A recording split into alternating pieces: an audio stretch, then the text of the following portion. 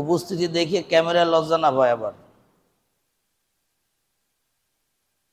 ওয়াজ যাদের শোনা দরকার তারা সব রাস্তায়।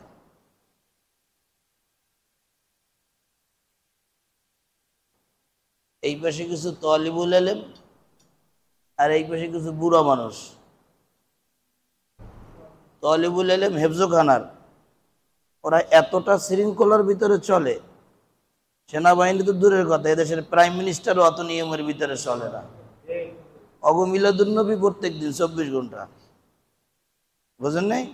আর আপনারা যারা আসছেন ম্যাক্সিমাম ডেড এক্সপায়ার, মসজিদ ছাড়া জায়গা নাই।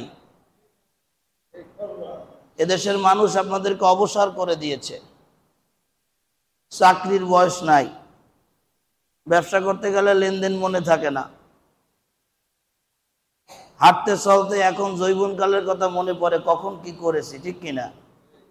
ঘরের ভিতরে শুধু মাজায় ব্যথা, চোখে দেখি না, কানে শুনি না, যন্ত্রণার পরে যন্ত্রণা। খাবার খাইতে গেলে অনীহা, ওষুধ চাইলে অনীহা, কাপড় চোপড় ধুইতে বললে অনীহা।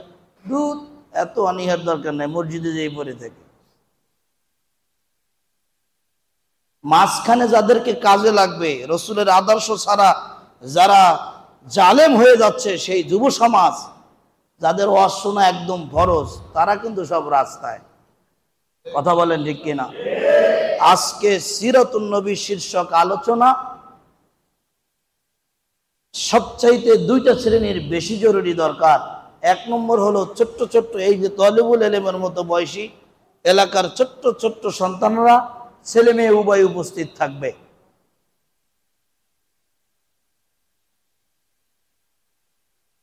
আর দুই নম্বর হলো যুব সমাজ। ছোট্ট বাচ্চারা কেন থাকবে? ওরা আমাদের আগামীর ভবিষ্যৎ।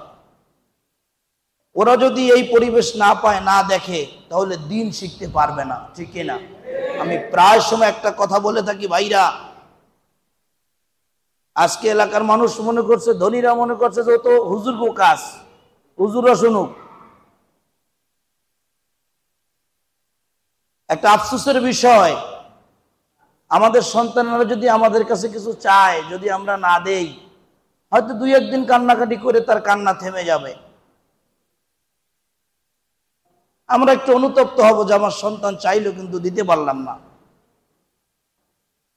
আমাদের সন্তানদেরকে যদি আমরা শিক্ষা দিতে না পারি, যদি জ্ঞান অর্জন করাতে না পারি, তো সারা জীবনও কাঁদবে। এই কালীন জিন্দিগি যতটুকু সময় আছে, আর সারা জীবন ওই সন্তানের কাছে আমরা লজ্জিতই থেকে যাব, যাহারে উপযুক্ত শিক্ষাটা দিতে পারলাম না, আমার সন্তানটা মূর্খই থেকে গেল। আর আজকে যে আলোচনা হচ্ছে, এই আদর্শ, ইসলামের আদর্শ, দিন শিক্ষা যদি আমরা সন্তানদের ভিতরে দিতে না পারি, তো এহকাল তো কাটবে। কমপক্ষে কবরের জিন্দিগি 40,000 বছর কাটবে, এরপরে শুরু হবে 50,000 বছরের এক লম্বা দিন, কিয়ামতের ময়দান। সেদিন সন্তান সহ আজকের সুশীল সমাজের শিক্ষিতরা যারা আজকে সন্তানদেরকে ঘরের ভিতরে তালাবদ্ধ করে রেখেছে, মসজিদে যাওয়ার আর পরিবেশ নাই, এই সমস্ত সন্তান আর পিতামাতা সহ কিয়ামতের ময়দানে তামার জমিনের উপরে গড়াগড়ি খাবে, চোখের পানি তামা ভিজে যাবে, হাঁটু পর্যন্ত হয়ে যাবে গায়ের ঘামে, কারো মাজা পর্যন্ত, কারো গর্দান পর্যন্ত, তারপরও কান্না থামবে। ভাইরা আমার, দ্বীনি শিক্ষা অতীব জরুরি, এর বাইরে যাওয়ার কোনো সুযোগ নাই। প্রিয় হাজিরিন, যুবক ভাইদেরকে বলবো, ভাইরা আমার, ইসলামের সবচাইতে বড় অবদান, রাসূলুল্লাহ সাল্লাল্লাহু আলাইহি ওয়াসাল্লাম তায়েফের সফরের পরে বলেছিলেন যে ইসলামের জন্য সবচাইতে, যখন মাক্কি জীবন আল্লাহ রাসূলের শেষ হলো, তখন তিনি বললেন, মাদানী জীবনে যখন ইসলাম কায়েম হয়েছে, আল্লাহ রাসূল একটা ঘোষণা দিলেন যে ইসলাম বিজয়ের কাজে আমাকে সবচাইতে বেশি সহযোগিতা করেছে যুবকেরা। আর আমাকে যত জায়গায় লাঞ্ছিত আর অপমানিত করা হয়েছে, যত জায়গায় আমাকে ফিরিয়ে দেওয়া হয়েছে, এদের ভিতরে সর্বপ্রথম যারা কাজ করছিল তারা হচ্ছে বয়স্করা। আপনারা কষ্ট পাইয়েন না কেউ, আবার আপনাদেরকে বলছি না, কিন্তু এদেশের বুদ্ধিজীবী জ্ঞানীরা যারা বুদ্ধির ভারে কুঁজো হয়ে গেছে, ম্যাক্সিমাম নাস্তিক, ঠিক কিনা বলেন? যার কারণে আমাদের যুবকেরা জীবন দিয়ে হলেও কোরবানি করে তারা আশ্বস্ত হতে পারে না, ভালোবাসা পায় না, অগ্রসর হতে পারে না। একটু আগালে তাকে চতুর্দিক দিয়ে টেনে ধরে, খবরদার যাও, কই যাওয়ার দরকার নাই। কাজেই আমরা আমাদের যুবকদেরকে বলবো, আজকের প্রোগ্রাম দ্বারা এই রূপসা এই স্ট্যান্ডার্ড জামে মসজিদে প্রোগ্রাম হচ্ছে, কিন্তু ডাকটা দিচ্ছেন মদিনাওয়ালা 6,500 মাইল দূরে শুয়ে আছেন। সুবহানাল্লাহ বলুন। 6,500 মাইল দূর থেকে আল্লাহর দেওয়া কুদরতি নূরের ক্যামেরায় দেখছে যে কারা সিরাতুন নবী রসুলের আদর্শকে হৃদয় লালন করতে চায়। যুবক ভাইরা আসুন, বিশ্বনবীর ক্যামেরায়, আসমানি ক্যামেরায় বন্দী হই। আল্লাহ আমাদেরকে তৌফিক দান করেন। প্রিয় ভাইরা আমার, আমি তো ছোট্ট মানুষ, আর প্রতিদিন কথা বলতে হচ্ছে, গলা বসে গেছে। অল্প কিছু কথা বলবো, আল্লাহ যদি তৌফিক দেয়। আপনারা কি আমার সাথে থাকবেন ইনশাআল্লাহ? লোক যত কম হোক আমাদের অসুবিধা নেই, আমরা একজনের সামনেও বলতে পারি, টুপি সামনে রেখেও ওয়াজ করতে পারি, কোনো অসুবিধা নাই। দাউতু কওমি লাইলা ওয়া নাহারা, নূহ আলাইহিস সালাতু ওয়াস সালাম আমাদের আকাবেররা দেখাই দিয়েছে। আল্লাহ তাআলা জিজ্ঞাসা করছেন, ও নূহ তুমি কিভাবে দাওয়াত দিয়েছো? বলছে, আল্লাহ আমি আমার কওমকে রাতভর দিনভর দাওয়াত দিয়েছি, রাতেও দিছি দিনেও দিছি, যে যে তবকার লোক তাকে দিয়েছি, কেউ শোনে না। যখনই দাওয়াত দিই পাথর মারে, পাথরের ভিতরে চাপা পড়ি, ওখানে বসেও তোমার দাওয়াত দিই পাথরকে, কারণ ওই পাথর সরাইতে আইসে কলেমা পড়ে লা ইলাহা ইল্লাল্লাহ। আমাদের কাজ হলো এইটা, আল্লাহর কথা বলা। আল্লাহই সিলেক্ট করেছে, আল্লাহ যেন আল্লাহ দ্বীনের জন্য কবুল করেন আমাদেরকে, বলি আমিন। প্রধান মেহমান হাজারো লক্ষ উলামায়ে কেরামের উস্তাদুল আসাতিজা জনাব আলহাজ হযরত মাওলানা মুফতি ডক্টর আব্দুর রহিম সাহেব, বিশেষ মেহমান হযরত উলামায়ে কেরাম, আজিজ তলাবা, আমার সামনে উপস্থিত মুরব্বী বাবাজিরা, ইলেকট্রনিক্স মিডিয়ার মাধ্যমে সাউন্ড যে এরিয়া পর্যন্ত বেষ্টনী দিয়েছে, সমস্ত ভাই ও বোনদেরকে একত্রিত করে আমরা সকলেই রব্বে করিমের দরবারে শুকর গুজার হচ্ছি, সকলেই পড়ছি আলহামদুলিল্লাহ। প্রিয় ভাইরা আমার, সিরাতুন নবী শীর্ষক আলোচনা করতে বলা হয়েছে আমাকে। আজকে আমাদের ওস্তাদ এখানে আলোচনা করবেন সালাতুল ইশার নামাজের পরে, আমরাও আলোচনা শুনবো ইনশাআল্লাহ। তো সিরাতুন নবীর আলোচনা সময় হলো এখান থেকে রাত সর্বোচ্চ হয়তো 11টা পর্যন্ত চলবে, আমি জানি না, কম বেশি হতে পারে, আপনাদের শিডিউল কি আছে আমি জানি না। তবে আমাদের ওস্তাদ শেষ বক্তা, এতটুকু জানি, 11টা 12টা সারা রাত আমি আপনাদেরকে দিয়া দিলাম। এই এক রাত বসে আলোচনা হবে কতদিনের? 63 বছরের। কত বছরের? না মাথা হবে নাকি পাও হবে, কোনো কিছুই হবে না। আমি তো বলি 63 বছরের জিন্দেগির আলোচনা করতে গেলে এ জনম পার করলেও তারপরে এই আদর্শের বর্ণনা শেষ করা সম্ভব হবে না, কারণ বিশ্বনবীর আদর্শ তো আল্লাহর কোরআন, ঠিক কি না? আম্মাজান আয়েশাকে জিজ্ঞাসা করা হয়েছে, উম্মাহাতুল মুমিনিন আপনি একটু বিশ্বনবীর আদর্শ সম্পর্কে বলেন। তো আম্মাজান আয়েশা সিদ্দিকা রাদিয়াল্লাহু তাআলা আনহা বললেন, তোমরা কি কোরআন পড়ো না? তো কোরআনটাই তো হচ্ছে রাসূলের জীবনী।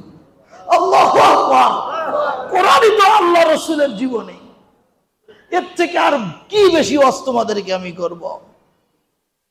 কোরআনটাই তো রাসূলের জীবনী। প্রিয় ভাইরা আমার, এক রাতে আলোচনা আওড়ানো ছাড়া আর কিছু না। আমার গ্রামের ভাষায় বলে আউর বাজানো, মানে এখান থেকে ওখান থেকে তাল দেওয়া, এতে কোনো মজা নাই। আমি শুরুতেই আপনাদেরকে উদারত আহ্বান করব, যেহেতু এখানে লোকজন আছেন ঘনবসতি, আপনারা এই প্রোগ্রামটাকে একাধিক করার চেষ্টা করুন। 2 জন আলোচক রাখেন, 1 ঘন্টা করে আলোচনা হোক, 2 ঘন্টা করে আলোচনা হোক, প্রতিদিন 1 সপ্তাহ যাবত করেন। কমপক্ষে 2 জন বক্তা, তো রাসূলুল্লাহ সাল্লাল্লাহু আলাইহি ওয়াসাল্লামের 40 বছরের নবুয়তের পূর্বের জীবনটা নিয়ে আলোচনা করুক। আর দুইজন বক্তা 2 দিন মাক্কি জীবনের 13টি বছরের উপরে কিছু কথা বলুক। মাদানী জিন্দেগির উপরে যে 10টা বছর ছিল সেখানে 2 জন আলোচক কথা বলুক। যদি এভাবে আমরা সিরিয়াল মেনটেন করে কিছু কথা শুনি তাহলে আমাদের জেনের ভিতরে হয়তো কিছু ঢুকবে, ঠিক কিনা? এক একজন বক্তা 1 ঘন্টা টাইম, আলোচনা হলো 63 বছরের জিন্দেগি। আমি আমার ভাষায় বলি, 7 সাগর মহাসাগরের পানি যেমনি ভাবে একটা ঝিনুকের ভিতরে ঢুকানো অসম্ভব, একটা মানুষের পুরো জিন্দেগিতে বিশ্বনবীর আলোচনা পড়ে শেষ করে আমল করে শেষ করা তার চাইতে বেশি অসম্ভব। কথা বলেন ঠিক কিনা? কাজেই আমাদেরকে এই আলোচনা বাড়াতে হবে, সময় বের করতে হবে। পৃথিবীতে একজন মানুষ আছে নবুয়তের আগের জীবন নেতা হয় নাই, নেতা হয় নাই। একজন মানুষই ছিল যার আদর্শ সূর্যের আলোর চাইতে উজ্জ্বল। যদি কোনো বাচ্চারা তার জীবন দেখতে চায়, জানতে চায় আর মানতে চায়, তো তার জীবন পৃথিবীর ভিতরে সবচাইতে শ্রেষ্ঠ জীবন হয়ে যাবে।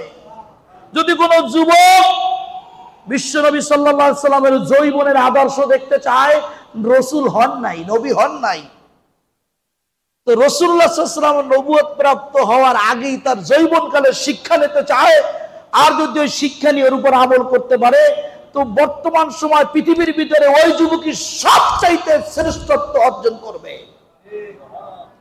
যদি কোনো বয়স্ক লোক, বাবার বয়সী, দাদার বয়সী, 50, 60, 70 বছরের কোনো বৃদ্ধ লোক যদি বিশ্বনবী সাল্লাল্লাহু আলাইহি সাল্লামের নবুয়তি জিন্দেগি ফলো করে, যদি চায় যে আমি একজন প্রকৃত মানুষ হব, তো আল্লাহ পাক রব্বুল আলামিন শুধু দুনিয়াতে প্রকৃত মানুষটাকে বানাবে না, জিবরাইল ফেরেশতার চাইতে দাবি করে আল্লাহ তাআলা তাকে দুনিয়া থেকে মেহমান হিসেবে তার মেহমানখানায় স্থান দেবে।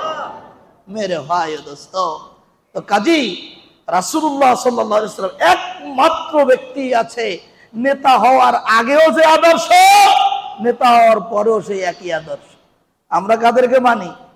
নেতা স্টেজ উঠলে এত সুন্দর সুন্দর গোল্লা গোল্লা কথা কয়, কিন্তু অন্দরমহলে গেলে সেখানে মদ, গাঞ্জা, হিরোইন, ফেন্সিডিল, বিভিন্ন ধরনের খাদ্য খাবার তার মেহমানখানায় মজুদ থাকে, ঠিক কিনা?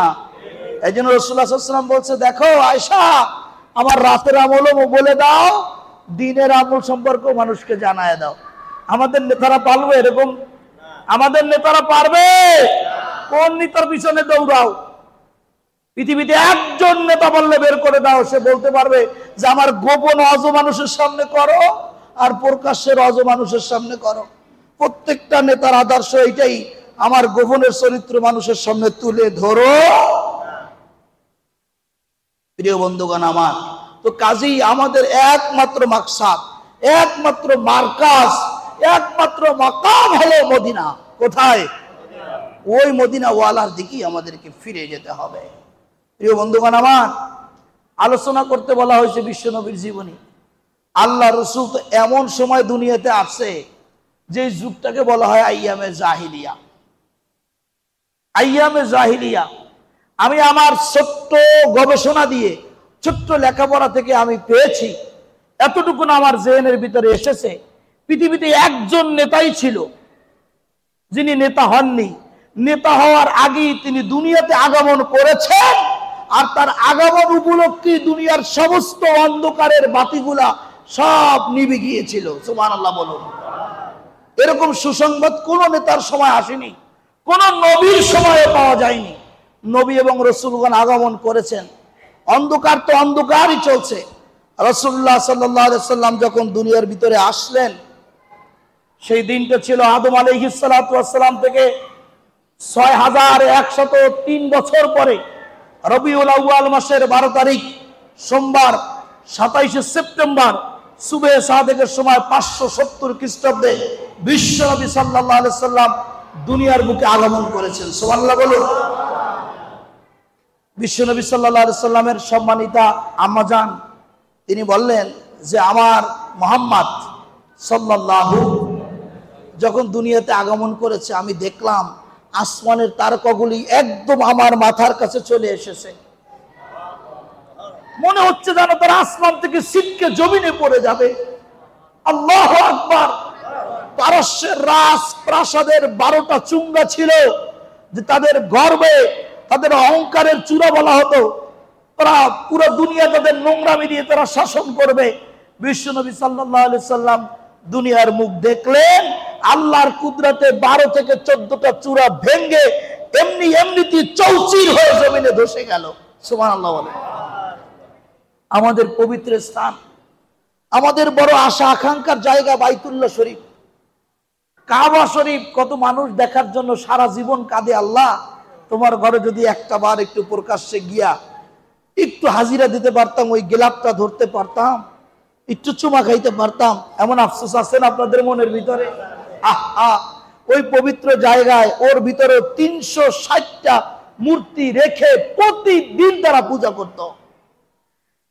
আল্লাহর নবী দুনিয়ার ভিতরে আসলে কেউ ভাঙতেও বললো না, বের করতেও বললো না, এমনিতেই আল্লাহর কুদরতে সব ভেঙ্গে জমিনে পড়ে গেল। সুবহানাল্লাহ বলুন। এমন কোন নেতার আগমনের কথা এত সুসংবাদ আপনারা পেয়েছেন পূর্বে? একমাত্র কেবলমাত্র মুহাম্মদুর রাসূলুল্লাহ সাল্লাল্লাহু আলাইহি সাল্লাম। যেই তায়েফের মানুষ খাবার পেত না, না খেয়ে ক্ষুধার যন্ত্রণায় কাঁদতো, সেই তায়েফের ভিতরে এত বেশি ফসল আসলো যে আজও পর্যন্ত যারা হাজী সাহেবরা হজে গেছেন, এরকম বড় বড় আনার নাশপাতি এক এক কাটান 5 রিয়াল 7 রিয়াল, একদম সস্তা। এখনো পর্যন্ত টোটাল আরবের ভিতরে সবচাইতে বেশি ফসল হয় তায়েফের জমিনে, ঠিক কিনা? কিয়ামত পর্যন্ত আসবে। কারণ কি? ওই তায়েফবাসীর ওখানে ছিল দুধমা, রাসূলুল্লাহ সাল্লাল্লাহু আলাইহি ওয়াসাল্লামের সম্মানিত আম্মাজান হালিমাতুস সাদিয়া তার বুকের দুধ পান করেছিলেন। তার গ্রামের বাড়ি ছিল কোথায়? তায়েফ। প্রিয় বন্ধুগণ আমার, বিশ্বনবী সাল্লাল্লাহু আলাইহি সাল্লাম, আমি যে কথাটা আপনাদেরকে বলতে চাই সেটা হলো এই, যে রাসূলুল্লাহ সাল্লাল্লাহু আলাইহি সাল্লামকে কি নবুয়তের আগে আলামিন উপাধি দেওয়া হয়েছিল নাকি পরে? আগে। তো যেই মানুষগুলি জেনা করত অবাধে, যেই মানুষগুলি সন্তান তার মায়ের সাথে জেনা করত, মদ পান করত, চুরি ডাকাতি করত, মিথ্যা কথা কেন বলবে না এটা তারা জানতো না। জেনা কেন করবে না এ জাতীয় কোনো সংবিধান তাদের সামনে ছিল? খুন কেন করবে না এ জাতীয় কোনো বিধান ছিল? খুন করার অপরাধ কি, অন্যের সম্পদ আত্মসাৎ করার ক্ষতি কি, এ জাতীয় কোনো বিধান ছিল না। এত অসভ্য সময়ের অসভ্য মানুষগুলি খালি খালি কি একটা মানুষ কি আলামিন উপাধি দিয়ে দিল? মেরে ভাই দোস্ত, আদর্শটা কেমন ছিল? সূর্যের আলোর চাইতেও উজ্জ্বল। রাতের আমলও যেমন ছিল, দিনের আমলও ঠিক অনুরূপ ভাবে হুবাহু একই রকম ছিল, কোনো পরিবর্তন ছিল না। আম্মাজান খাদিজা যখন রাসূলুল্লাহ সাল্লাল্লাহু আলাইহি ওয়াসাল্লামের উপর ওহী আসে, আম্মাজান খাদিজা রাসূলুল্লাহ সাল্লাল্লাহু আলাইহি ওয়াসাল্লাম তার কাছে বর্ণনা করলেন, বলছে আমি ভয় পেয়ে যাচ্ছি। আম্মাজান খাদিজা বললেন, ইয়া রাসূলুল্লাহ, আপনার ভয় পাওয়ার কিছু নাই। আপনাকে আমি 15টা বছর দেখেছি। কত বছর? 15 বছর। 25 বছর বয়স আপনার, আমার বয়স 40। তখন বিবাহ বন্ধনে আবদ্ধ হয়েছি আপনার সাথে। 15টা বছর সংসার করেছি। আপনার রাতও আমি চিনি, দিনও আমি চিনি। কাজেই ভয় পাওয়ার কিছু নাই। আপনার কাছে যিনি এসেছে তিনি আল্লাহর পক্ষ থেকে প্রেরিত দূত জিবরিল ফেরেশতা। নিঃসন্দেহে আপনি আল্লাহর রাসূল, তা না হয় আপনার কাছে জিবরিল আমিন আসতো না। সুবহানাল্লাহ বলেন। কেমন মানুষ! 12 থেকে 14 বছর ইতিহাসের কিতাবের ভিতরে আছে, যখন 14 বছর পার হয়ে পারেনি এমন অবস্থায় তিনি আলামিন খেতাব পেয়েছেন। আমি সংক্ষেপে বলছি যে আরবের কাফেররা তাকে এত সুন্দর মানত, যখন বয়স 35 কি 36 চলতেছে রানিং, নবুয়ত পাইছে কত বছর বয়সে? 40। তার মানে এখনো 4-5 বছর বাকি। এমন সময় বাইতুল্লাহ শরীফের কাজ চলতেছে। হাজরে আসওয়াদ নামক যে পাথরটা আছে, এই পাথরটা খুলে ফেলা হলো। আবু জাহেল বলতেছে পাথরটা আমি নেব, আবু লাহাব বলতেছে আমি নেব, উতবা বলতেছে আমি নেব, সাইবা বলতেছে না আমি নিব। বিশাল এক মারামারি শুরু হয়ে গেল। বিশ্বনবী সাল্লাল্লাহু আলাইহি ওয়াসাল্লাম সেখানে উপস্থিত হয়ে গেলেন। আল্লাহর নবী বললেন, দাঁড়াও, আমি একটা সিদ্ধান্ত দেই, তোমরা কি মেনে নিবা? বলছে অবশ্যই মেনে নেব আলামিন, কেন মেনে নেব না? দেশের বাদশা আবু জাহেল বলতেছে তোমার সিদ্ধান্তই মেনে নেব। আবু সুফিয়ান স্বরাষ্ট্রমন্ত্রী বলতেছে অবশ্যই তোমার সিদ্ধান্ত মেনে নিব। হুজুর আকরাম সাল্লাল্লাহু আলাইহি সাল্লাম কাদের চাদরটা খুললেন, জমিনে বিছায়া দিলেন। বিশ্বনবী বললেন, এই চাদরের মাঝখানে তোমরা পাথরটা রেখে দাও। পাথরটা রাখা হলো। আল্লাহর নবী বললেন, তোমরা এবার চতুর্দিক দিয়ে যারা পাথরের মালিকানাধীন দাবি করছো, তোমরা চাদরটা ধরো। আবু জাহেলও ধরেছে, দেশের বাদশা কমান ফলো করতেছে, ধরছে। আবু লাহাব ধরছে, উতবা ধরেছে, সাহেবা ধরেছে, সব কাফেররা ধরছে। আল্লাহর নবী বললেন, টান মারো। সবাই থেমে গেলেন। মুহাম্মদ সাল্লাল্লাহু আলাইহি ওয়াসাল্লাম, টান দেওয়া যাবে না। কারণ কি? টান দিলে তো তোমার চাদরটা ছিঁড়ে যাবে। বলে, তাহলে বুঝতে পারছো তোমরা যে একটা রুমাল চতুর্দিকে টানাটানি করলে ছিঁড়ে যাবে, রুমালের অস্তিত্ব থাকবে না। তো রুমালের অস্তিত্ব যদি না থাকে, রুমাল চতুর্দিক দিয়ে টানলে ছিঁড়ে অস্তিত্ব নষ্ট হয়ে যায়।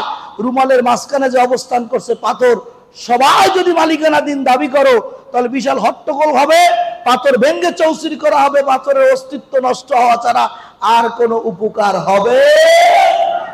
কাজী তোমরা যদি পাথর থেকে শান্তি উপভোগ করতে চাও, ফায়দা লুটতে চাও, জাগার পাথর জাগায় লাগাইয়া দাও, ওখান থেকে সবাই চুম্বন করতে পারবে। আল্লাহু আকবার। 35 বছরের যুবকের সিদ্ধান্ত জামানার বাদশা মেনে নিল, বাইতুল্লাহর গায়ে লাগাই দিয়েছে। আজকে 14.5 বছর পার হয়ে গেল, এখনো পর্যন্ত সেই পাথর সেখানেই লাগানো। ওইখান থেকে আর কেউ সরানোর সাহস, সুযোগ কোনোটাই আর পায় নাই। প্রিয় ভাইরা আমার, কেমন মানুষ ছিলেন। কাজী আমাদের আদর্শ ঠিক ওই জায়গায় যেতে হবে, ঠিক কি না? আপনারা যদি বর্তমান প্রেক্ষাপটে বলেন আপনারা যে কেমন আছেন, আমরা বললে আপনারা বলেন খুব ভালো আছি, কিন্তু আমরা বলি ভালো নাই। আমরা আগেও যেমন ভালো ছিলাম, এখনো তেমন ভালো আছি। কারণ যখন আমরা কথা বলতে পারি নাই, তখনও আমরা আল্লাহ রাসূলের আদর্শের উপরে চলতে চেষ্টা করেছি, ঠিক কি না বলেন? আমাদের অফিস ছিল না, আমাদের বসার জায়গা ছিল না, কথা বলার জায়গা ছিল না। কোরআন শরীফ খুলে খুলে শুধু চোখের পানি ফেলছি, কথা বলতে পারি নাই। আয়াত পড়ছি, তাফসীর করতে পারি নাই। তখনও আমরা পলায়ন করে যাই নাই।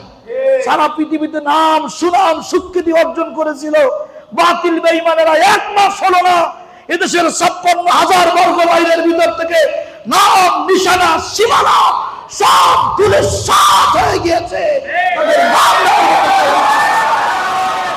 আমরা পলাই না, আমাদের এখনো দিল ভরে নাই। আমরা যখন রাসূলের আদর্শ, আমাদের ব্যক্তিকেন্দ্রিক আদর্শ, এটাকে নিয়ে যখন সংসদ পর্যন্ত পৌঁছাতে পারবো, যখন রাষ্ট্রীয়ভাবে রাসূলের আদর্শের উপরে হুঙ্কার আসবে, রাষ্ট্রীয়ভাবে রাসূলের আদর্শ পালন করার ব্যাপারে হুকুমত কায়েম হবে, তখনই আমাদের চোখে দিয়ে তৃপ্তির পানি পড়বে, আর মাথা তৃপ্তির ঘুম ঘুমাবে, চোখ আর কপাল তৃপ্তির সেজদা আল্লাহকে দিবে। কথা বলো ঠিক কিনা? আমরা চিনি তোমাদেরকে। এখনো যারা লাফালাফি করছো, ভাইরা রাগ হইও না। তোমরা যদি মুসলমান আর ইমানদার না হও, তো তোমরা ওদের চাইতেও বেশি ভয়ঙ্কর হবা। কাজে আমাদের স্বাদ বেটে নাই, তৃপ্তি আসে নাই। আমরা চিনি এদেশের ওলামায়ে কেরাম আর ইসলাম আর মুসলমান দ্বারা কোনো ব্যক্তি কোনোভাবেই ক্ষতিগ্রস্ত হয়নি, এক চুল পরিমাণ হয়নি, ঠিক কিনা? কিন্তু একটা দল হায়না কুকুরের মতো, ক্ষুধার্ত বাঘের মতো, নেকড়ের মতো লাগছে মানুষের শান্তি নষ্ট করার জন্য। প্রিয় বন্ধুগণ আমার, এটা আমাদের কাজ না, এটা আমাদের কাজ না। যে রাসূলের আদর্শ দেখে কাফেররা কলেমা পড়ে মুসলমান হয়ে গিয়েছে, ওই রাসূলের আদর্শ আমরা রাষ্ট্রীয়ভাবে বাস্তবায়ন করতে চাই। এটাই হলো আমাদের মূলত টার্গেট, ঠিক না? প্রিয় হাজিরিন, বন্ধুগণ আমার, বিশ্বনবী সাল্লাল্লাহু আলাইহি ওয়াসাল্লাম কেমন প্রিয় ছিলেন ইহুদিদের কাছে। আল্লাহ রাসূল হাঁটতেন, ছোট ছোট বাচ্চাদেরকে দেখলেই মাথায় হাত বুলাইতেন। বিশ্বনবী সাল্লাল্লাহু আলাইহি ওয়াসাল্লাম সবসময় যুবকদের ডেকে ডেকে কথা বলতেন। একদিন একজন যুবককে খেলার মাঠে দেখতেছেন, আল্লাহ নবী বললেন, কি ব্যাপার, এই ছেলেটা কোথায়? বসে, ইয়া রাসূলুল্লাহ, সে তো অসুস্থ। খোঁজখবর নেওয়া হলো, দেখলো সে একজন ইহুদির ছেলে। আল্লাহ রাসূল তার বাড়িতে চলে গেলেন। বিশ্বনবী সাল্লাল্লাহু আলাইহি ওয়াসাল্লাম তার মাথায় যন্ত্রণা, গায়ের ভিতরে জ্বর, আল্লাহ রসুল তার মাথার উপরে হাত বুলালেন, মাথায় যন্ত্রণা কমে গেল। বিশ্বনবী সাল্লাল্লাহু আলাইহি ওয়াসাল্লাম গায়ের উপরে হাত দিলেন, শরীরের জ্বর কমে গেল। যুবক কথা বলতে পারছিল না, বেহুশ, হুশে আসছে, উঠে বসে পড়ছে, তাকায়া দেখতেছে মুহাম্মদ রাসূলুল্লাহ সাল্লাল্লাহু আলাইহি ওয়াসাল্লাম তার বাড়ি। বলছি, ইয়া রাসূলুল্লাহ, আপনি আমার বাড়িতে আসছেন? বলে, হ্যাঁ আমি এসেছি, আমি মুহাম্মদ তোমার বাড়িতে এসেছি। কেন এসেছেন? বলে, তোমাকে দেখার জন্য এসেছি। তো বলছে, আমি এখন চলে যাই। তো যুবক বলছি, ইয়া রাসূলুল্লাহ, আপনি চলে যাচ্ছেন, আমাকে কোথায় রেখে যাচ্ছেন?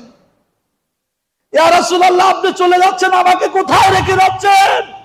যেই নবীর পরশে আমি ধন্য, মৃত্যুর মুখ থেকে আমি, পথ থেকে আমি বেঁচে এসেছি, আমি সুস্থ হয়েছি, ওই রাসূলুল্লাহ সাল্লাল্লাহু আলাইহি ওয়াসাল্লামের সান্নিধ্য লাভ করাই হচ্ছে আমার প্রথম কাজ। কাজেই আপনি আমাকে কলেমা না পড়াইয়া যাবেন না। কি আদর্শ!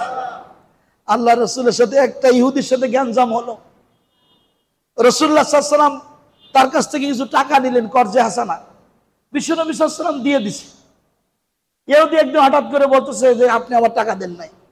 আল্লাহ নবী বলছে, অবশ্যই আমি তোমার টাকা দিয়েছি। রাসূলুল্লাহ সাল্লাল্লাহু আলাইহি ওয়াসাল্লাম বারবার বলছে, আমি দিছি। ইহুদি বলতেছে, মুহাম্মদ তুমি দাও নাই। একজন সাহাবী এসে বলছে, ইয়া রাসূলুল্লাহ, আল্লাহর কসম আপনি টাকা দিয়েছেন। বিশ্বনবী সাল্লাল্লাহু আলাইহি ওয়াসাল্লাম বললেন, কি ব্যাপার, তুমি তো টাকা দেওয়ার সময় ছিলে না, তুমি তো টাকা যখন নিছি তখনও ছিলে না, যখন আমি টাকা ফেরত দিয়েছি তখনও ছিলে না, তো তুমি কেমনে সাক্ষী দিলে? আবার কসম খাইলে, তুমি কি জানো আল্লাহর নামে কসম খাইলে সেটা মিথ্যা হলে তার জন্য জাহান্নাম ওয়াজিব হয়ে যায়।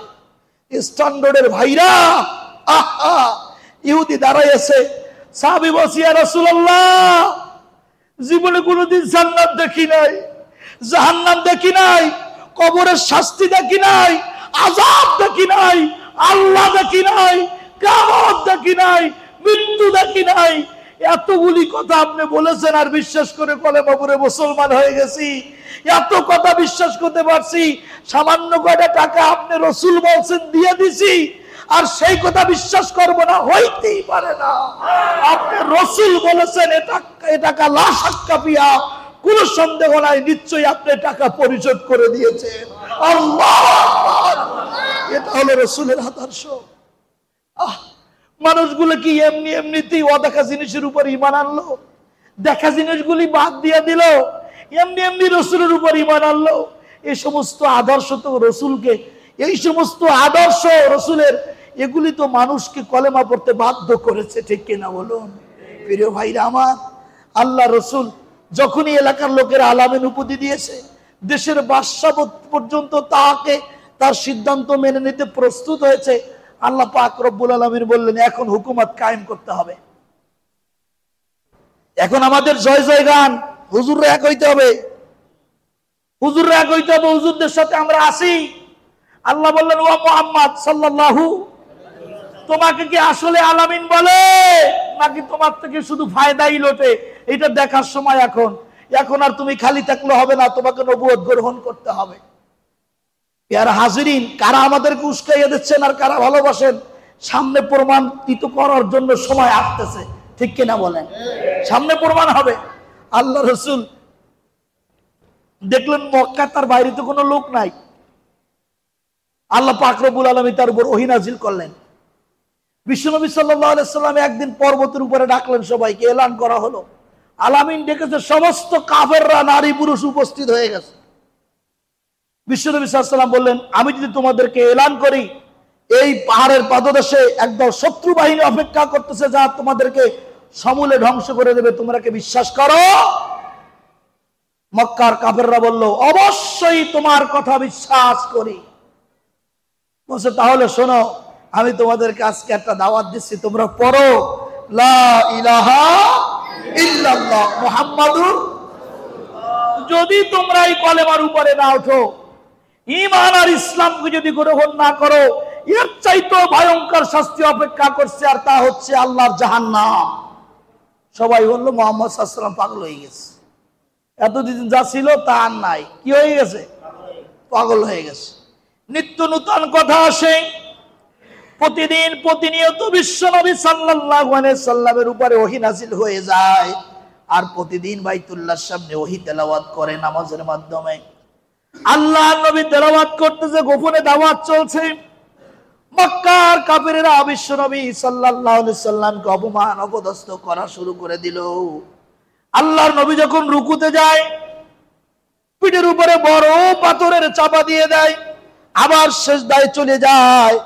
তাফসীরের কিতাবের মধ্যে এসেছে, সূরা মুহাম্মাদের তাফসীরে আল্লামা ইবনে কাসির ব্যাখ্যা করেছেন, বর্ণনা করেছেন, বিশ্ব নবী সাল্লাল্লাহু আলাইহি সাল্লাম যখন সিজদায় চলে যেতেন, পিঠের উপরে পচা নারী ভুঁড়িগুলা, উট ও দুম্বার ময়লা উচ্ছিষ্ট গুলো তার পিঠের উপরে চাপায়া দেওয়া হতো।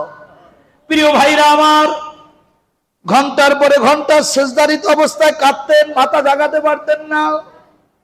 তারপরেও আল্লাহকে ভোলে নাই, সিজদার মধ্যে বলছে সুবহান রাব্বিয়াল আ'লা।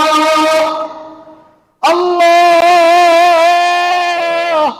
তুমি বড় রব। সবাই বলতে পারে না, এ প্রেম, এই স্বাদ সবার ভিতরে আসে না। মক্কা থেকে বের করে দিছে, বাইতুল্লাহ শরীফ থেকে বের করে দিছে। বাইতুল্লাহর পাশে জিনের এরিয়া, এখন যেখানে জান্নাতুল বাকি, এই জায়গাতে ছিল আরবদের সবচেয়ে বেশি জিনের আকড়া। এই জায়গায় আল্লাহ রাসূল অন্ধকার গুটগুটে রাত, সেখানে দাঁড়ায় দাঁড়ায় কালামুল্লাহ শরীফের তেলাওয়াত করতেছে। আল্লাহু আকবার। সূরা আহকাফ নাজিল হলো, জিনেরা দেখলো, তেলাওয়াত শুনলো, কলেমা পড়ে মুসলমান হয়ে গেছে। ওরা বলল, ক্বালু ইয়া কওমানা ইন্না সামি'না কিতাবান উনজিলা মূসা কিতাবান উনজিলা মিন বাদি মূসা। তারা বলল, ইয়া রাসূলুল্লাহ, আমরা শুধু এই কথা আমাদের ভিতরে সীমাবদ্ধ রাখবো না, আমরা এই কথা আমাদের কওমের কাছে পৌঁছে দেব। শোনো, আমরা এই মাত্র মুহাম্মদ সাল্লাল্লাহু আলাইহি সাল্লামের মুখ থেকে এমন কথা শুনে এসেছি যে কথা মুসা আলাইহিস সালাতু ওয়াস সালামের তাওরাতকে সত্যায়ন করছে। সুবহানাল্লাহ বলুন। তারা দাওয়াত দিল, জিনেরা পর্যন্ত জিনদেরকে দাওয়াত দিছে, কিন্তু মানুষ তাকে মানে না। মানুষ মানছে না, জিন মানতেছে। লম্বা ইতিহাস। আল্লাহর নবী বিশ্ব নবী সাল্লাল্লাহু আলাইহি সাল্লাম ভেঙে পড়লেন।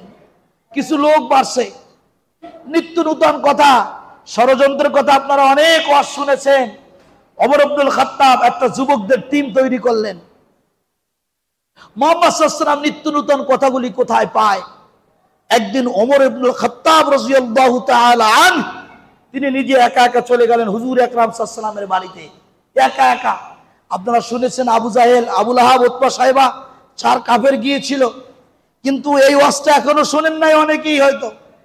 তার আগেই কিন্তু হযরতে ওমর ইবনুল খাত্তাব তিনি একা একা গিয়েছিলেন। তিনি গিয়া মুহাম্মদ সাল্লাল্লাহু আলাইহি ওয়াসাল্লামের মুখে এই পবিত্র কালামুল্লাহ শরীফের তেলাওয়াত শুনে উনি মনে মনে ভাবতেছেন, ওমা হুয়া বিকাউলি শাইর।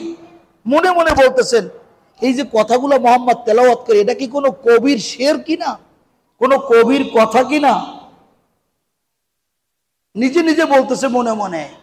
আল্লাহ পাক রব্বুল আলামিন জিবরিল আমিনকে পাঠিয়ে দিলেন, বললেন যে যাও, তুমি গিয়া মুহাম্মদ সাল্লাল্লাহু আলাইহি ওয়াসাল্লামকে এখন কানে কানে বলো, আল্লাহ তাআলা এই আয়াত তোমাকে পড়তে বলেছে, ওমা হুয়া বিকাউলি শাইর কলিলাম মা তুমিনুন।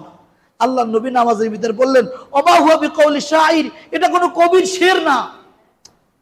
ওমর ইবনুল খাত্তাব অবাক হয়ে গেলেন, কি ব্যাপার, কবির শের না, তাহলে এটা কি? তাহলে কি এটা কোনো গণক ঠাকুরের কথা নাকি? আল্লাহ তাআলা আবার আয়াত নাজিল করলেন নামাজের ভিতরে। জিবরিল আমিন বললেন, ওয়ালা বিকাউলি কাহিন, এটা কোনো গণক ঠাকুরের কথাও নয়। ওমর ইবনুল খাত্তাব নিজে নিজে বলতেছে, তাহলে এটা কি? আল্লাহ তাআলা আবার আয়াত নাজিল করলেন, মুহাম্মদ সাল্লাল্লাহু আলাইহি ওয়াসাল্লাম আপনি পড়ুন, ও জিবরাইল তাকে ঢেলে দাও তার হৃদয়ের ভিতরে, সে যেন এরপরে আয়াত পড়ে, তানজিলুম মির রাব্বিল আলামিন, এটা রবের পক্ষ থেকে নাজিলকৃত আল কোরআন। সুবহানাল্লাহ বলো। প্রিয় বন্ধুগণ আমার, এরপরে ওই 4 কাফের, তারপরে শত্রুতা শুরু। বিশ্বনবী সাল্লাল্লাহু আলাইহি ওয়াসাল্লামের তায়েফের জিন্দেগি থেকে ফেরত, ওই সেই জায়গায় দাঁড়িয়ে আল্লাহ পাক রব্বুল আলামিনের গোলামেরা বিশ্বনবী সাল্লাল্লাহু আলাইহি ওয়াসাল্লামের হাতে হাত দিয়ে শপথ করেছিলেন, আকাবার শপথ। বিশ্বনবী সাল্লাল্লাহু আলাইহি ওয়াসাল্লাম হাতের উপর হাত রাখলেন। মদিনার একদল যুবকের আল্লাহ রসুলের চেহারা দেখে অবাক হয়ে গেল। আপনারা শুনেছেন যে তার তেলাওয়াত শুনে কানের ভিতরে আঙ্গুলি দেওয়া ছিল, আঙ্গুল সরে গিয়েছে, তুলে দেওয়া ছিল, পড়ে গিয়েছে, লম্বা আলোচনা। এরপরে ওই যুবকেরা, মদিনার একদল যুবক, তার ভিতরে 5 জন সাহাবী ছিল, তারা তখন ইসলাম গ্রহণ করেছিল গোপনে করে, আল্লাহ রসুলের হাতের উপর হাত রেখে শপথ করেছিল, ইয়া রাসূলুল্লাহ, আমরা কসম খেয়ে বলছি যদি আপনি মদিনায় সফর করেন তাহলে আমরা ওয়াদা দিচ্ছি আমরা আপনাকে সময় দিয়ে, সম্পদ দিয়ে, অর্থ দিয়ে, জীবন দিয়ে আমরা আপনার পাশে থাকবো ইনশাআল্লাহ। তখনই আল্লাহর নবী নিয়ত করেছিলেন যে হ্যাঁ আমি মদিনায় যাব। আল্লাহ তাআলা তখনই সিদ্ধান্ত নিয়েছে রসুল আপনাকে হিজরত করতে হবে। হিজরতের আগেই ষড়যন্ত্র শুরু হয়ে গেছে, রাসূলুল্লাহ সাল্লাল্লাহু আলাইহি ওয়াসাল্লামকে পাকড়াও করে বলছে 3 বছর জেল। কত বছর? ওয়াইজিয়াম কুরুবিকাল্লাযিনা কাফারু লিউসবিতুক আও ইয়াকতুলুক আও ইখরুজুক, সময় শেষ। একটা বিলের ভিতরে 3টা অপশন চালু রেখে মোটামুটি ভাবে বিল পাস করে ফেলছে। আল্লাহর নবীকে সেখানে রাখলেন। এর মাঝখানে কোনো অপরাধ, জাগতিক কোনো অপরাধ তারা পায় নাই। জেনা পায় নাই, চুরি পায় নাই, লুচ্ছন্তি পায় নাই, মদ, গাঁজা, ফেন্সিডিল, হিরোইন যা আছে এগুলো কিছু পায় নাই, মানুষের সম্পদ আত্মসাৎ করে নাই, এগুলো কোনো অপরাধ পায়নি। অপরাধ একটাই, উনি হুজুর হয়েছে। কি হয়েছে? এখনো আমাদের সমাজের মধ্যে অনেক লোক আছে কয় হুজুর, ওনার তো সব ঠিক ছিল, উনি খালি হুজুর গুলোকে চলে, এটাই ওনার বড় অপরাধ। এটা যদি না হইতো তো ওনার জন্য বড় সম্মানের চেয়ার আর আসন অপেক্ষা করতো। কথা কর ঠিক কিনা? আরে পাগল, আমরা তো বলি হুজুর হইছি বিদায়ী আজকে আমরা সম্মানিত, ঠিক কিনা? আরে আলেম হইছি বিদায়ী, টুপি মাথায় দিচ্ছি বিদায়ী, নামাজ পড়তেছি বিদায়ী আল্লাহ আমাদেরকে সম্মানিত করেছেন। প্রিয় হাজরিন, আজকে আপনাদের মাথা টুপি আছে, মুখের ভিতরে দাঁড়িয়ে আছে বিদায় যুবকরা দেখে সিগারেট কোথায় ফেলাবে, পার তলে রাখবে না জামার ভিতরে লুকাবে না গিলে কিনা? কই দেখলাম না তো কোনো ছাটপান টাইওয়ালারা দেখে এরকম সম্মান কেউ করছে। আজকে টুপি পরেছে বিদায় দেশের প্রাইম মিনিস্টার থাকলেও সামনে দাঁড়াইতে পারে না, একজন টুপিওয়ালাই সামনে দাঁড়ায়। কথা বলেন ঠিক কি? প্রিয় বন্ধুগণ আমার, এই ইজ্জত তো রসুলের কারণে আসছে। হুজুরের একটাই অপরাধ কি? হুজুর খালি কলেমার দাওয়াত দেয়, জমিন যার হুকুম চলবে। কথা কি? জমিন যার হুকুম চলবে। ঝামেলা শুধু এই এক জায়গায়, আর কোনো ঝামেলা নাই। এই দেশের যারা নাস্তিক্যবাদীরা ছিল, যে সমস্ত বেঈমানেরা ছিল, ওদের অন্তর এদেশের হুজুরদের উপরে ঈমান ছিল, ঠিক কিনা বলেন? হুজুররা সঠিক আছে, কিন্তু ওরা যদি আমাদেরকে নেতৃত্ব দেয় তাহলে আমাদের তো বোতল খাওয়া বন্ধ হবে, ঠিক কিনা? যা ইচ্ছা তাই বন্ধ হবে, আয়নাঘর বন্ধ হবে, জেল বন্ধ হবে, জুলুম বন্ধ হবে, অত্যাচার আর নির্যাতন বন্ধ হয়ে যাবে। এগুলো আমরা করতে পারবো না, মানুষের সম্পদ আত্মসাৎ করতে পারবো না, যা ইচ্ছা তাই অবাধে মেলামেশা, এগুলো আমরা করতে পারবো না। কাজে হুজুরদেরকে বন্ধ করতে হবে, ঠিক কিনা? এটাই ছিল প্রধান ষড়যন্ত্র। বন্ধুগণ আমার, রাসূলুল্লাহ সাল্লাল্লাহু আলাইহি ওয়াসাল্লামকে কারারুদ্ধ করলেন, না খাওয়াই রাখলেন, খাবার নাই, পানি নাই, তারপরে আল্লাহ রসুল ওখান থেকে বের হচ্ছে না। বিশ্বনবী সাল্লাল্লাহু আলাইহি ওয়াসাল্লাম তাফসীরের কিতাবের মধ্যে এসেছে যে আল্লাহর নবী নিজের গায়ে এবং তার নামাজের জন্য মাসাল্লা ছিল চামড়া, এটাকে পানির ভিতরে ভিজায় দিতেন। 5 দিন 7 দিন 10 দিন ভিজানোর পরে পচে যেত, ফুলে উঠতো, পানি জমতো, এই পানি তিনি পান করতেন। আপনার হাজী সাহেবরা শুধু হজ করেন না, ঘুরেন না, দেখেন সেই শিয়াবে আবু তালিব এখনো আছে। মক্কার তদানীন্তন সময়ের কেন্দ্রীয় কারাগার, উপরে আসমান ছিল ফাঁকা, 2 পাশে সীসা ঢালা প্রাচীর আর 2 পাশে পাহাড়। দিনের বেলা প্রচন্ড রৌদ্রের তাপ, আগুনের চাইতেও বেশি গরম, আর রাত্রবেলা ঠান্ডা শিশির, মাথার উপরে ঝড় বৃষ্টি বন্যা। 3টা বছর কেটেছে। আল্লাহ রসুল বললেন আমাদের কাছে খাবার নাই, পানি নাই। শেষ পর্যন্ত গাছের কাঁচা গাছের, বাবলা গাছের পাতা, এরপরে ছাল, এগুলি খেয়েও আমরা জীবন ধারণ করেছি। তাও শেষ। 53 জনের একজন কাফেলা, 53 জনের একটা কাফেলা, 1 2 জন না তো, কয়দিন থাকবে? সব খাওয়া শেষ। আল্লাহ রসুল বললেন আমি রসুলেরও পায়খানা প্রসাব বন্ধ হয়ে গেছে। 3 দিন 4 দিন, 1 মাস 2 মাস 3 মাস 4 মাস 5 মাস পরে একবার প্রস্রাব হতো। আমি রসুল তাকিয়ে দেখেছি আমার শরীর থেকে তাজা রক্তগুলি প্রস্রাবের রাস্তা দিয়ে বের হয়ে যাচ্ছে। বিশ্বনবী সাল্লাল্লাহু আলাইহি ওয়াসাল্লাম 3 বছর কেটে গেল। আবু জাহেল গেছে জেল গেটে দেখতে, গিয়ে বলছে কুমিয়া মোহাম্মদ, ডাক দিছে, দেখে কোনো সাড়া নাই। উনি তো হাসিতে খিলখিল। যাই হোক, লম্বা ইতিহাস। কাফেররা মিলে জেল গেটকে উন্মুক্ত করেছে।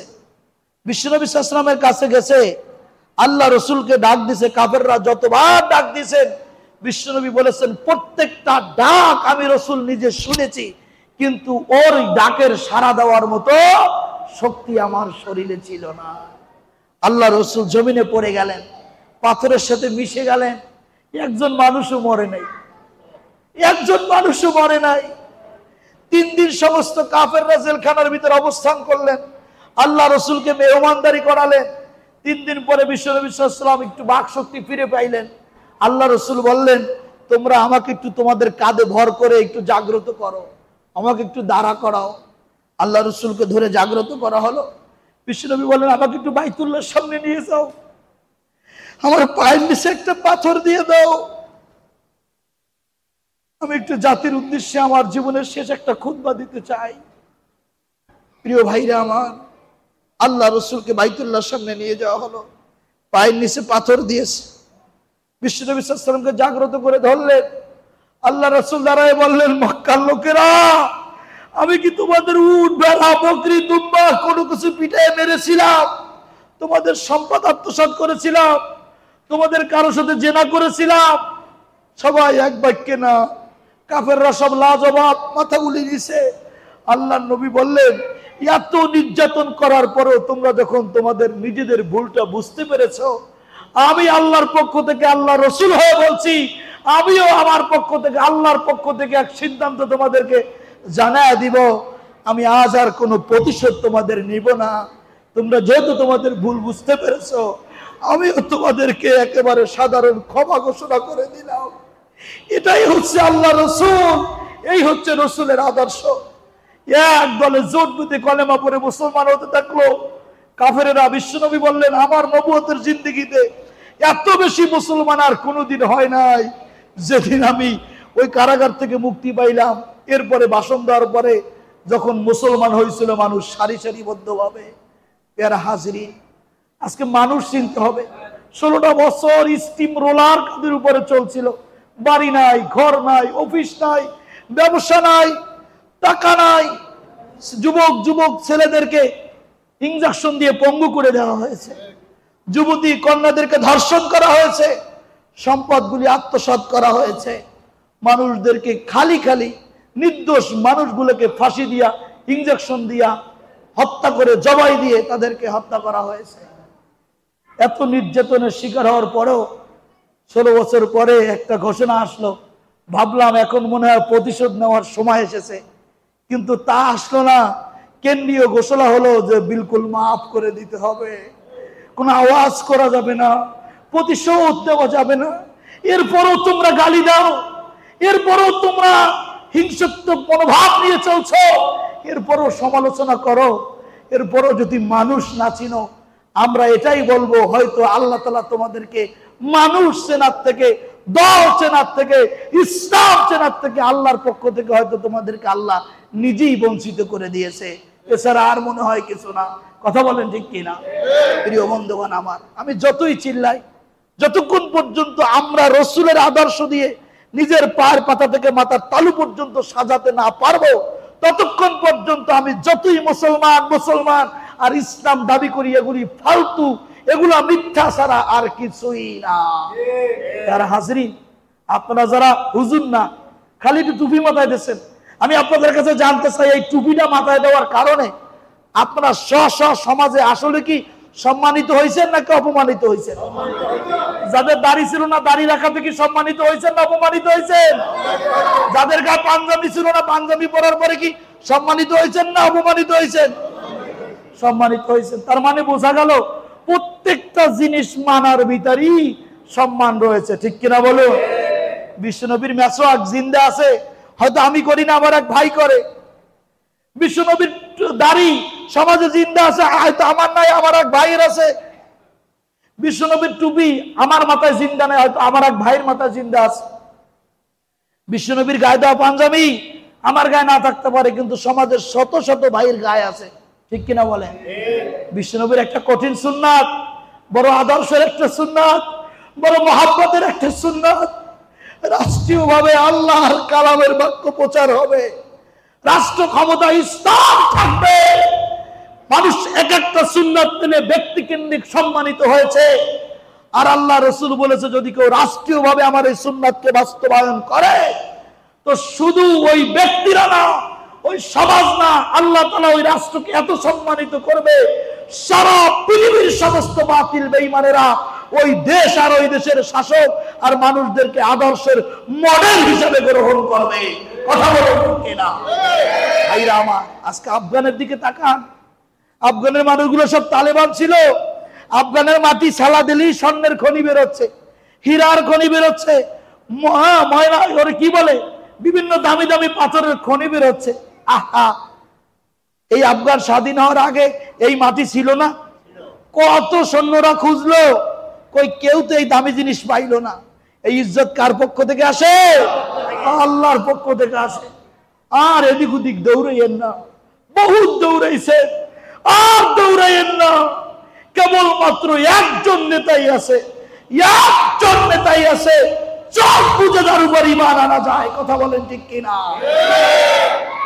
আল্লাহ রসুল বলেছেন আল হাকিম রব্বুন জালিল। আল্লাহ যখন হাকিম হবেন, বিচারক হবেন, তখন সমস্ত নবী এবং রসুলগুলা তারা কিন্তু নাফসি নাফসি করবে। আদম সফিউল্লাহ নাফসি নাফসি, নূহ নাজিগুল্লাহ নাফসি নাফসি, মুসা কালিমুল্লাহ নাফসি নাফসি, ইব্রাহিম খলিফাতুল্লাহ নাফসি নাফসি। আহা, কোথায় যাবেন সবগুলা? ঈসা রূহুল্লাহ নাফসি নাফসি, ওয়া ইয়াকুলু নাবিয়ুনা ওয়া শাফিউনা মুহাম্মাদুর রাসূলুল্লাহ সাল্লাল্লাহু আলাইহি ওয়াসাল্লাম উম্মতি উম্মতি উম্মতি উম্মতি। উম্মতি একজন ব্যক্তির মুখে শুধু থাকবে। কঠিন ময়দানে মাশারে যখন মানুষের মাথার উপরে সূর্য চলে আসবে, রৌদ্রের তাপে মানুষের মাথাগুলি টাস টাস করে ফাটবে, গিলু টকবক টকবক করে ফুটতে থাকবে। ওই কঠিন মুসিবতের সময় কেউ কাউকে চিনবে না, কেউ না। স্বামী তার স্ত্রীকে, সন্তান তার মাকে, পিতামাতা তার সন্তানকে, ভাই তার বোনকে, বোন তার ভাইকে, বীর সাহেব তার মুরিদকে, নেতা তার শ্রোতাকে, সবাই সবাইকে ভুলে যাবে। আহা, আমাদের আদি পিতা আদম আলাইহিস সালাম সে যদি ভুলে যায়, এইসব নেতা কাতার কোন বেইল আছে? কথা বলেন, বেইল আছে? এগুলো তো চোরগুলা, হুসুরুল্লাযিনা যালামু ওয়া আজওয়াজাহুম মা কানু ইয়াবুদুন। এরা তো জালেমদের কাতারে দাঁড়াবে। আল্লাহ বলবে এদেরকে ধরো, পাকড়াও করো, উপরে জাহান্নামে নিক্ষেপ করো। এদের পিছনে কেন দৌড়াই আমরা? কেন দৌড়াই? শুধুমাত্র এক ব্যক্তি, এক ব্যক্তি, উম্মতের কান্ডারি নবী, উম্মতি উম্মতি উম্মতি উম্মতি, একজন ব্যক্তি। আর তো কারণ হবে কোনো দলিল পাওয়া গেল না। আহা, এক ব্যক্তি।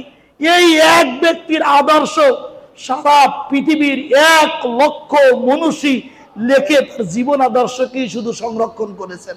সুবহানাল্লাহ বলেন। এত দামি নবী আমরা পেয়েছি, এত দামি নবী আমরা পেয়েছি। কাজী ভাইরা আমার, শয়তানের ধোকায় পড়ে অনেক নেতার আদর্শ হৃদয় লালন করেছি। এখন শুধু মদিনার আদর্শ। কোথার আদর্শ? আমাকে খুঁজে খুঁজে বের করতে হবে। রাসূলুল্লাহ কিভাবে খানা খাইতেন, রাসূলুল্লাহ কিভাবে ঘুম পড়তেন, রাসূলুল্লাহ কিভাবে টুপি মাথায় দিতেন, রাসূলুল্লাহ সাল্লাল্লাহু আলাইহি ওয়াসাল্লাম কিভাবে পাঞ্জাবি গায়ে দিতেন, রাসূলুল্লাহ সাল্লাল্লাহু আলাইহি ওয়াসাল্লাম কিভাবে মানুষের সাথে কথা বলতেন, রাসূলুল্লাহ সাল্লাল্লাহু আলাইহি ওয়াসাল্লাম কিভাবে মানুষদেরকে আল্লাহমুখী করতেন, রাসূলুল্লাহ কিভাবে সমাজে নেতৃত্ব দিতেন, বিশ্বনবী সাল্লাল্লাহু আলাইহি ওয়াসাল্লাম কিভাবে রাষ্ট্রে নেতৃত্ব দিতেন।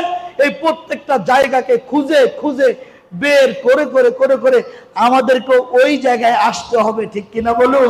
যদি উত্তম নেতার আদর্শের ভিতরে আমরা আসতে পারি, আল্লাহ তাআলা আমাদেরকে উত্তম করে দিবেন।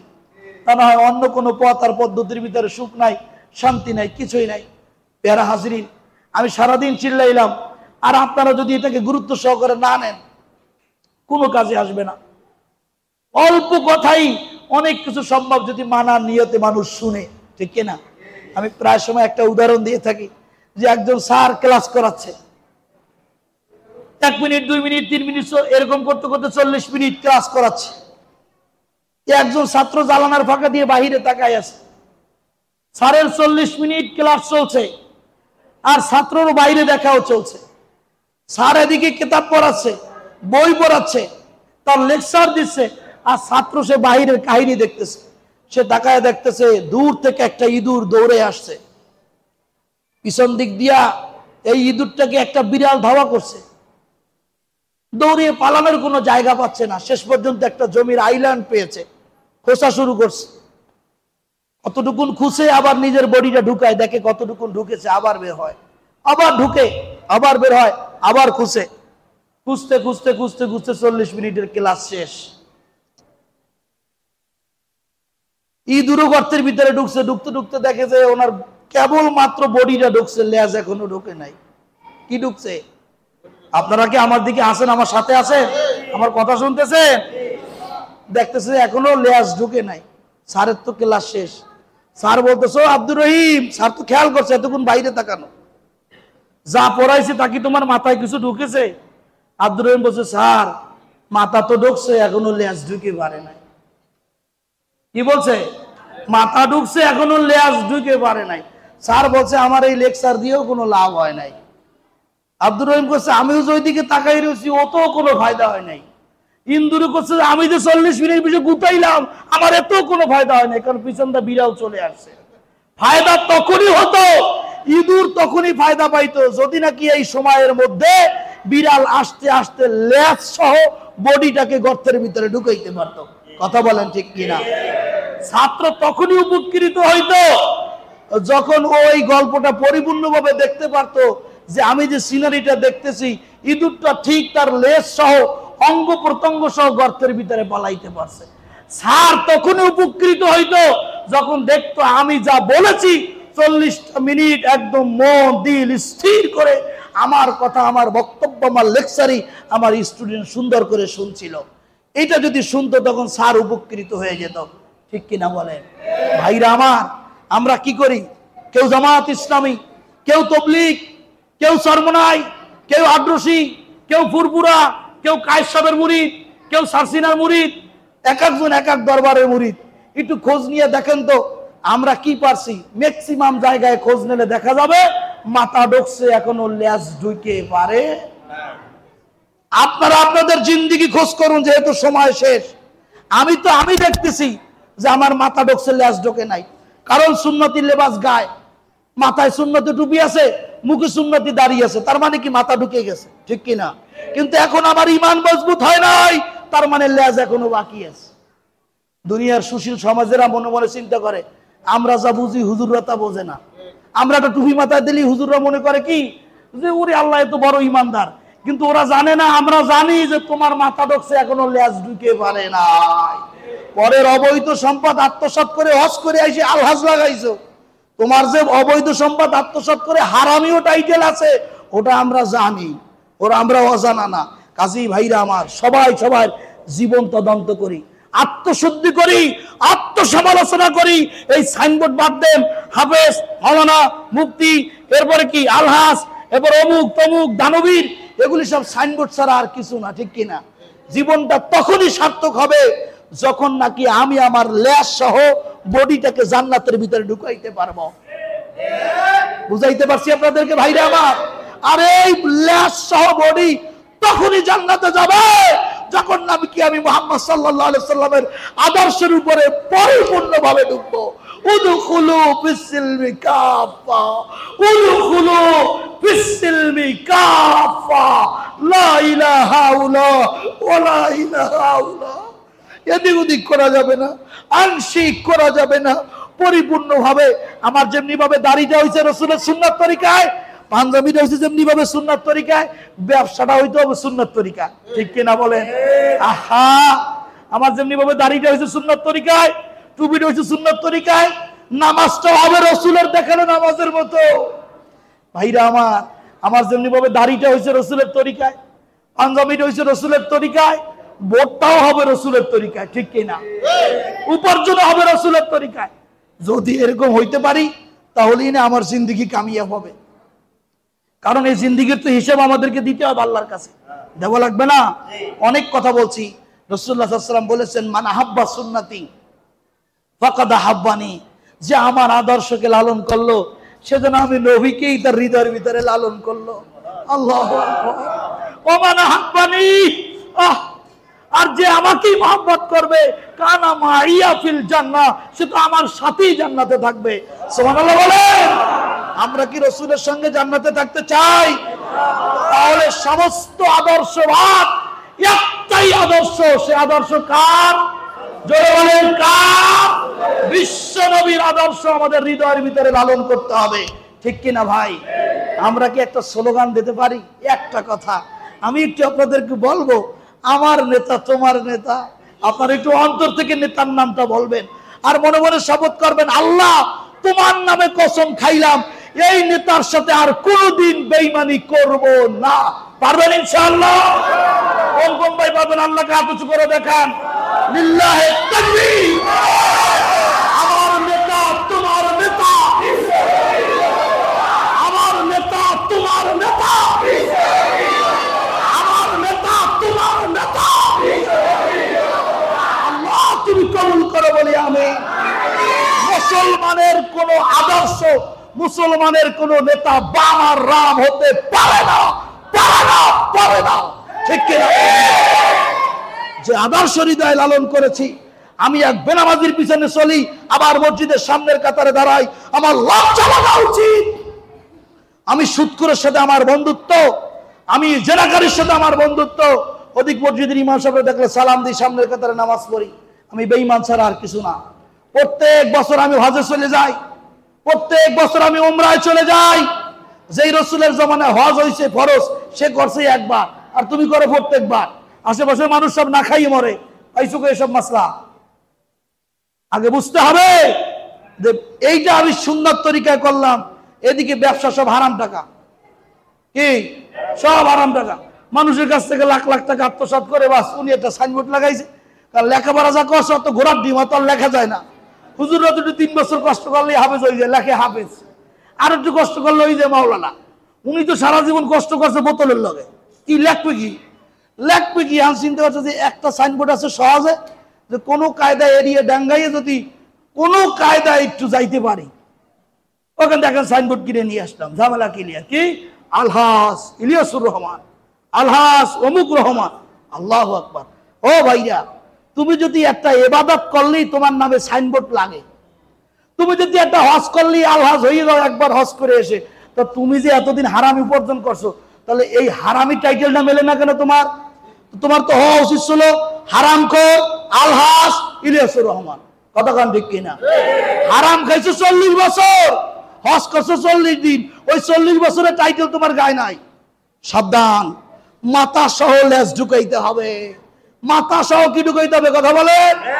মাথা সহ লেজ ঢুকাইতে হবে। ভাইরা আমার, আজকের থেকে সবাই হিসাব করি, বালিশের সাথে মাথা লাগাই, যে হিসাব করি যে কোন কোন জায়গায় মাথা ঢুকছে লেজ ঢুকে নাই, ওই জায়গায় তওবা করে লেজ ঢুকাইতে হবে। পারবো তো ইনশাআল্লাহ? সব শেষ কথা, সব শেষ কথা, সব শেষ কথা। কিয়ামতের ময়দান কায়েম হয়ে গেছে, আল্লাহ বিচারের আসনে বসে গেছেন, বিচার শুরু হয়ে গেছে। এ ভাইরা, আপনারা আমার সাথে আছেন? আল্লাহ বিচারের ময়দান কায়েম হয়ে গেছে, আল্লাহ বিচারের আসনে বসে গেছেন। আল্লাহ পাক রব্বুল আলামিন এইবার ডাকলো, বাংলাদেশের মুসলমান এক জায়গায় আসো। রব্বুল আলামিন বলল, তোমরা কেউ 70 বছর হায়াত পাইছো, কেউ 60 বছর, কেউ 80 বছর, কেউ 90 বছর, কেউ 100 বছর হায়াত পাইছো। পাইছো? জি আল্লাহ পাইছি। তোমাদেরকে সব মাফ করে দিলাম। 50 বছর, 60 বছর, 70 বছর, 80 বছর আমার দেওয়া নেয়ামত খাইছো, আমার তা ভোগ করেছো, আমার দেওয়া রৌদ্র সূর্যের আলো নিছো, চন্দ্রের আলো নিছো, আমার দেওয়া হায়াত, আমার দেওয়া নেয়ামত ভক্ষণ করেছো। আল্লাহ করেছি। এই 60-70 বছরের জিন্দেগির ভিতর থেকে একটা বছর আমাকে বের করে দিবে, যেই বছরের ভিতরে কোনো নাফরমানি করো নাই, কোনো গুনাহের কাজ করো নাই। বাকি সব বছরগুলো মাফ করে দিলাম। এই পাশ দিয়ে কয়জন দাঁড়ান, এই পাশ দিয়ে কয়জন দাঁড়ান, আমি একটু দেখবো। আল্লাহর সামনে দাঁড়াইয়া একটা বছর দিতে পারবেন যে আল্লাহ 80 বছরের ভিতরে 1 বছর আছে কোনো গুনাহ করিনি? আছেন কেউ? কেউ আছে? এখনই ছেড়ে দেবো, এখনই ছেড়ে দেবো। আপনাদের কষ্ট হচ্ছে মনে হয় না? না, আমি আজান আগেই ছেড়ে দেবো, আজানের পরে আর আলোচনা হয় না। সবাই একটু খেয়াল করেন। কি আছেন? কেউ আছেন 1 বছর বিচার? 1 বছর পারবেন আপনি হিসাব দিতে যে কোনো গুনাহ কাজ করেন নাই? আল্লাহ কবুল করুক, আল্লাহ কবুল করুক। ভাইরা আমার, যদি যদি বলা হয় যে সব মাফ করে দিছি 1 মাস,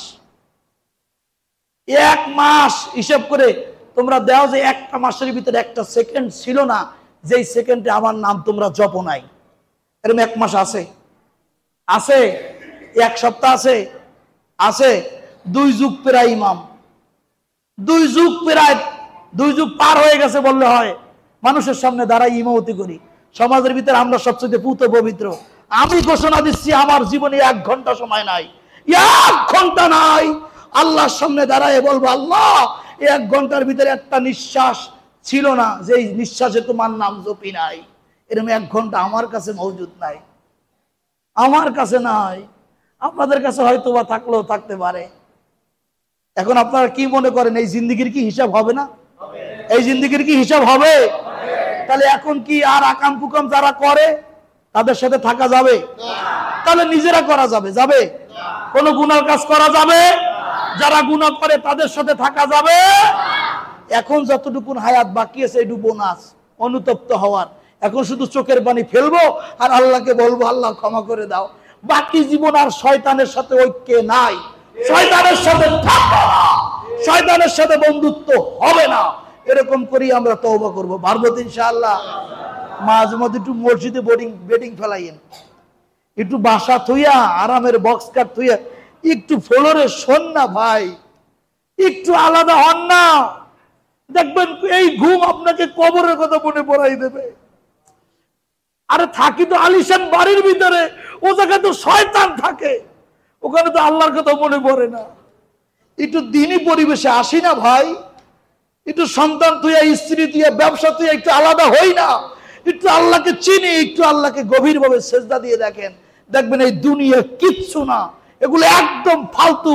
আমার আর আপনার চাইতে অনেক গুরুত্বপূর্ণ ব্যক্তি এই জমিনে এসেছিল যাদের জীবন দশায় একটা সেকেন্ড তারা সাড়া না দিলে দেশ অচল হয়ে যেত। এমন ব্যক্তিও চলে গেছে, কবরের উপর পুত্ত ঘুমায় না, প্রস্রাব করে, কেউ খোঁজ নেয় না। কথা কন ঠিক কিনা? ভাইরা আমার, অনুতপ্ত হওয়ার সময় আসছে, অনেক কথা বলছি। আল্লাহ তাআলা আমাদেরকে ক্ষমা করে দেন, আল্লাহ তাআলা আমাদেরকে মাফ করে দেন, ভুলগুলো মাফ করেন। আল্লাহ আমাদেরকে আল্লাহর ওলি হওয়ার তৌফিক দান করেন। আমা তৌফিকি ইল্লা বিল্লাহ। আসসালামু আলাইকুম ওয়া রাহমাতুল্লাহ। এখনই সালাতুল ইশার আযান হবে।